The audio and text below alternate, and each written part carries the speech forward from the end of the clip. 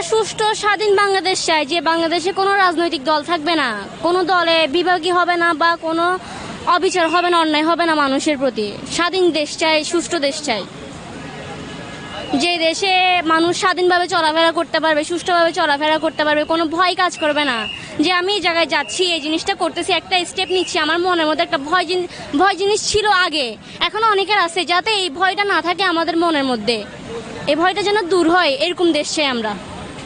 আমার নাম মোহাম্মদ শাহেদ। কোন কলেজ থেকে? আমি উমরগুনি এমএস কলেজ থেকে আসছি। কতদিন হলো এই দায়িত্ব পালন করছেন? আমি গত 6 দিন হবে, 6 দিন থেকে আমি এই দায়িত্বটা পালন করতেছি।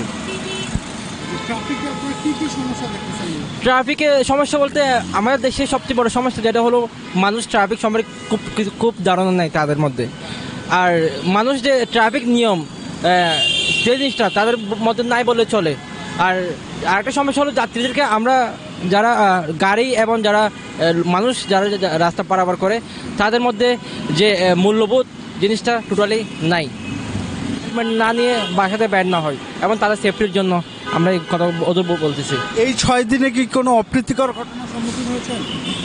আলহামদুলিল্লাহ আমি আজ যতদিন আমার তেমন কোনো অপ্রীতিকর ঘটনার সাথে আমি ইয়ে হয় নাই। মানে আপনার আশা কি থাকবে যারা ট্রাফিক ফিরে আসছে তাদের প্রতি আপনার আশা কি থাকবে? আমার আশা থাকবে যে আমাদের দেশে যে আগে যে নিয়মটা ছিল ওটা সম্পূর্ণভাবে যেন আর না থাকে এবং নতুন করে মানুষের মধ্যে ট্রাফিক সিস্টেমটা তারা যেন এই সিস্টেম সম্পর্কে অবগত হয় এবং আমাদের যেসব স্যাররা আছে, পুলিশরা আছে বা আদার যারা আছে তারা যেন কি আমাদের ট্রাফিক সিস্টেমটা খুব সুন্দরভাবে উপস্থাপন করে এবং ট্রাফিককে যে আমরা যেগুলো শুনছিলাম ঘুষ দুর্নীতি এসব যেন আর না হয়। আমার নাম হচ্ছে রাসেল। আমি আছি ইসলামিয়া কলেজে, ডিগ্রি নিয়ে পড়তেছি আর কি। হাত এটা 29 তারিখে আন্দোলনে ছাত্রলীগের পোলাপানটা দূরে নেওয়া ছিল, তারপর ক্রিজ দিয়ে মানে আমার উপরে গায়ের উপরে মারার পরে আমি হাত দিয়ে ঠেকাইছি, হাতের মধ্যে আঙ্গুল ফ্র্যাকচার হয়েছে আর কি, এই অবস্থা। জি এই যে তারপর হচ্ছে ট্রাফিকের দায়িত্বে জি জি এই যে আপনাদের যে এত ত্যাগ, আসলে আপনারা কেমন বাংলাদেশ দেখতে চান? আমরা তো আসলে দেখতেছেন আসলে বাংলাদেশের ট্রাফিক ব্যবস্থা সব জায়গায় জ্যামই থাকে, রাস্তাঘাট এই সিটি সার্ভিস বাসগুলো বেশিরভাগ জ্যাম করে রাস্তার মধ্যে, যেখানে সেখানে দাঁড়া যায়। আমরা সেগুলোকে একটা লাইন করে দিয়েছি, সিটি সার্ভিস বাস কোথায় দাঁড়াবে, যাত্রী কোথায় দাঁড়াবে, কোথা থেকে প্যাসেঞ্জার নিবে, কোথায় নামাবে, সবগুলো আমরা সেই লাইন করে দিয়েছি। অন্যান্য গাড়ি কোন দিকে চলবে, কোন দিকে ইউটার্ন নেবে, সবগুলো আমরা সঠিকভাবে দেখাচ্ছি যাতে আর জ্যাম না হয়। এই যে আমরা হচ্ছে দেখি যে সবসময় যে আমাদের যে বিজয় সেটা ছিনতাই হয়ে যায়, সেক্ষেত্রে এবার যে ছাত্র সমাজ সেটা তাদের আসলে আগামী ভবিষ্যতে পরিকল্পনা কি? আমাদের আগামী ভবিষ্যৎ পরিকল্পনা হচ্ছে যে ছাত্র সমাজরা এখন বর্তমানে মেধাবীদের কোনো দামই নাই। আমরা মেধাবীরা মনে করেন গোল্ডেন পাইলাম, A+ পাইলাম, হাজার জন কোনো, কিন্তু চাকরির জন্য গেলে কোথাও আমরা চাকরি পাচ্ছি না।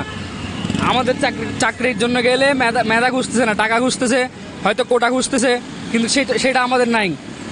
কারো টাকা দেওয়ার ক্ষমতা আছে, কারো নাই। কেউ টাকার জোরে চাকরি পাচ্ছে, কেউ কোটার জোরে, কিন্তু মেধাবীরা চাকরি পাচ্ছে না। তো সেই জন্য আমরা আসলে আন্দোলনে নামছি এবং আমরা সাকসেস হব ইনশাল্লাহ। এই যে রাষ্ট্র সংস্কার যে কথা উঠছে, আপনার কি মতামত? এই রাষ্ট্র সংস্কারের বিষয়ে আপনার কি মতামত? রাষ্ট্র সংস্কার আসলে রাষ্ট্র তো সরকার, এখন আমাদের ডাক্তার ইউনূস উনি আছে, উনি পরিচালনা করবে 3 মাসের মধ্যে। আশা করি একটা সুন্দর একটা সংস্কার হবে বাংলাদেশের মধ্যে। কয়দিন থেকে আছেন? আজকে 5 তারিখের পর থেকে এখন এই আজকে 12 তারিখ এ পর্যন্ত এখন আছি। যেগুলো হয়েছে এগুলো যেন বর্তমানে না হয়, এই কারণে আমরা ওনাদের সাথে আছি, ওনাদের সাথে থাকবো। যে কয়দিন ওনাদের নিয়ন্ত্রণে না আসবে ততদিন আমরা ওনাদের সাথে আছি, থাকবো। আমরা এখন বর্তমান অবস্থা বললে আমরা আগের তুলনায় এখন বর্তমান বাংলাদেশটা আগের তুলনায় অনেক পরিমাণে আমরা সৎ বাংলাদেশ এবং মানে স্বাধীন বাংলাদেশ।